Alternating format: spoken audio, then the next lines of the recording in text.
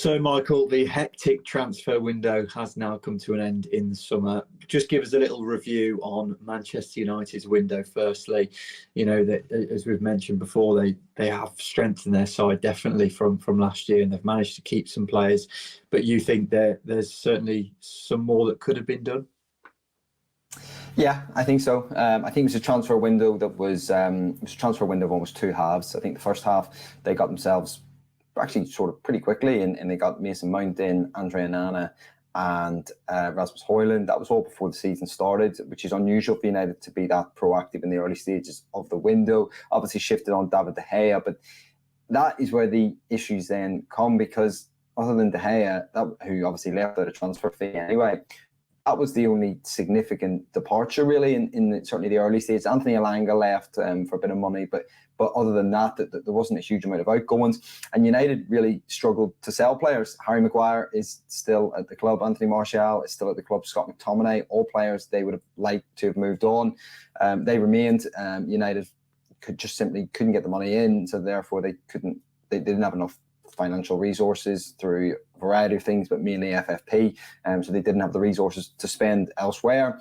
And as a result, it meant that they were kind of going in the last couple of days, scratching around, just hoping that they could complete deals. Sofian Amrabat is one that they wanted for weeks and weeks. I mean, how long did we talk about him on these videos?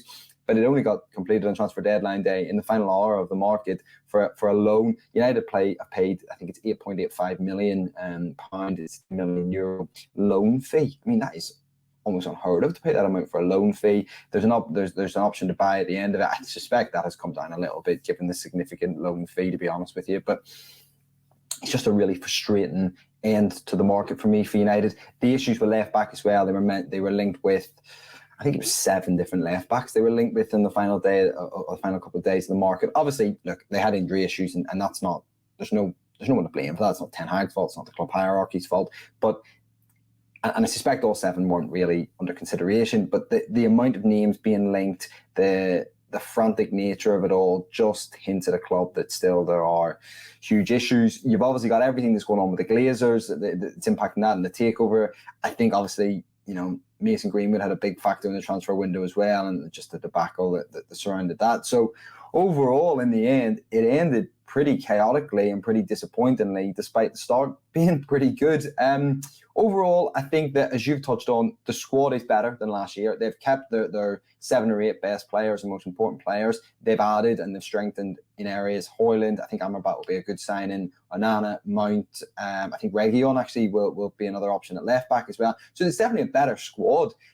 But there's still issues, and you know, the fact that some of the deadwood is still there, some of the players that they want to move on are still in the squad. That's the problem. And when you end against Arsenal with your 4th and 5th choice centre backs, Harry Maguire and Johnny Evans, that's a problem, and that's where United are a little bit. Obviously, as I said, injury is a big factor in that. But yeah, listen, there's a good start, a not great end.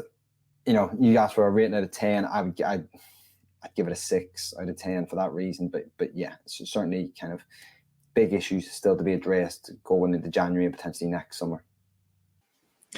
Michael, moving on to Manchester City, just review their transfer window this summer, because you know we've touched on it multiple times. A lot of players who are very important in the treble-winning side have departed, and it looks like, you know, that Pep's trying a different sort of thing with some of the players he's brought in, the likes of Kovacic, Mateus Nunes, Doku as well.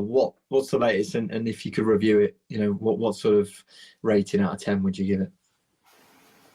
I think you're right in really what you say, really all of that they have lost some very experienced players. Gundogan, Mahrez, Laporte being the big ones who have moved on.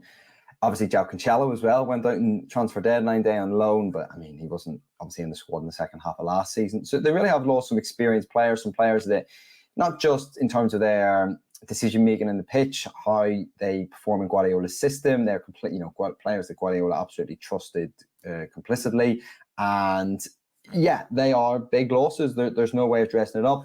You also factor in the Kevin De Bruyne injury as well, and they really have lost a lot of very important players, I think, over the summer. I think they've done some good business. I think Kovacic is a really good signing. I think Guardiola as well is going to come in and be a really good addition as well. Doku has only played one game so far, but looks really impressive and is going to offer something different, I think, as well, that the City already have. He's going to be much more direct, much more of a dribbler. He played really well at the weekend, I thought, against Fulham from the bits that I saw. So that's an encouraging sign. And then, of course, we've got Mateus Nunes to come in. I think he's going to really offer extra options in terms of midfield. So, yeah, it means, look, it's a conversation you and I have had before. You look at that City squad and it looks light. I've always thought that was Pep City squads. Well, certainly the last 2 or 3 years. But it just works. Guardiola's got a way of making it work. He likes to work with a smaller squad. He doesn't want to leave unhappy players out. And that is just the way he operates. So, yeah, I mean, in terms of giving it a rating, 5 out of 10, maybe. I don't know. I mean, I should also mention one player I did forget there, just remembering, is Cole Palmer as well, who didn't play a significant role last year, but was always an option to come off the bench and always a bit of a backup as well. So he's one player that's gone. But I'd give it 5 out of 10 purely for the fact they've lost so many significant and important players. And that's not any bad reflection on the players who've come in, but it's just, they're just big shoes to fill. And yeah, 5 out of 10 for me. The 2023 summer transfer window is complete, in Europe at least. Football clubs have scrambled, spent too much, spent too little, and almost certainly left deals agonisingly close to the deadline day window. Why do we do it? We don't know. But what we do know is there's plenty of winners and losers to wade through after a frantic few months. Starting with Liverpool. Now, their rebuild seems to have accelerated at a pace that's chaotic and slightly out of control. Change was needed after last season, especially in midfield, but few would have expected both Fabinho and Jordan Henderson to leave for Saudi Arabia this summer, especially when other talismanic figures Roberto Firmino and James Milner also said goodbye on free deals.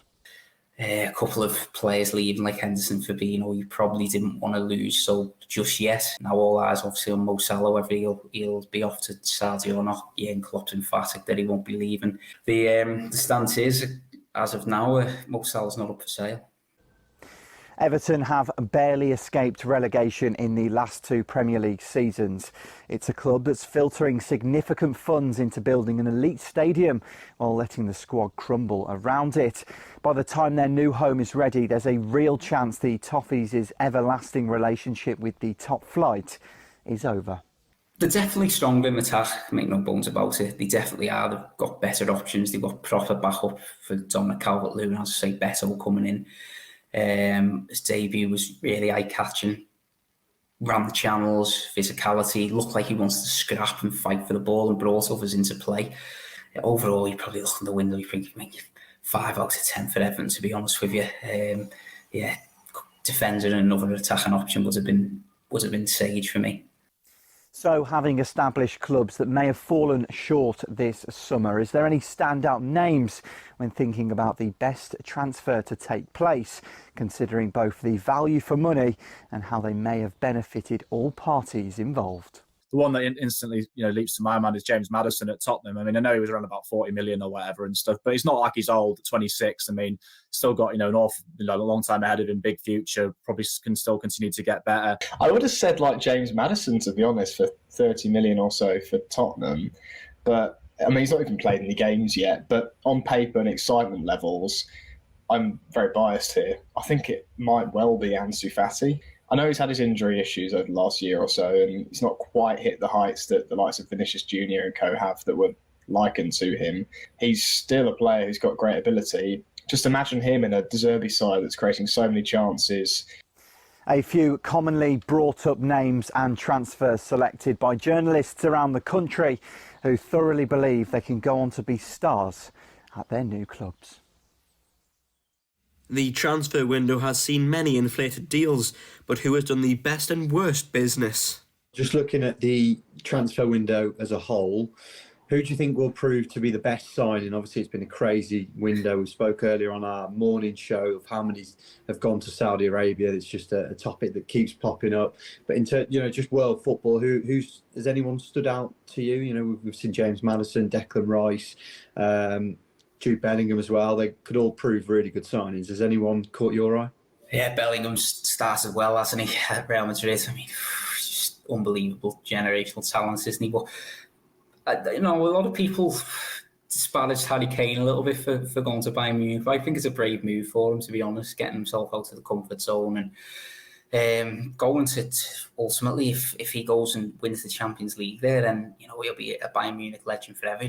It's still trying to fill the boot of Lewandowski, who left, and they're still trying to fill it. And if he can do that, then that's some, he'll prove really that he's a top world-class player, like a lot of people say he is. But there obviously are some doubters that he's never won anything, and will he still get that if he just wins the Bundesliga? Because Bayern Munich have done it.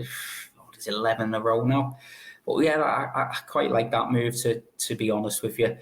I'd probably say that one off the top of me head is the one that I'm looking forward to seeing. If you could pick any individual transfer that stood out to you, and then also have a look at any team that you think has done the best business overall, let us know what you think.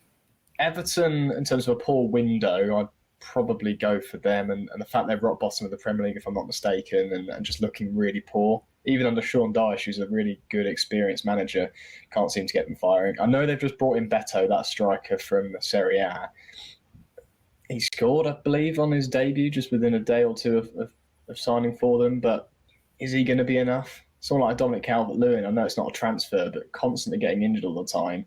They need probably more than one new addition up top. Alex Iwobi's off to Fulham, so they're losing another wide player there. I know he's not quite hit the heights people expected after he signed from Arsenal a few years back, but I think him going is not going to help. So I'm pretty disappointed if I was an Everton fan, to be fair. And Wolves, if they hadn't done business in the last few days, I think they'd probably be even further below Everton. And once again, though, these are players that aren't really proven. They're more youngsters. Are there more future options? I'm not too sure.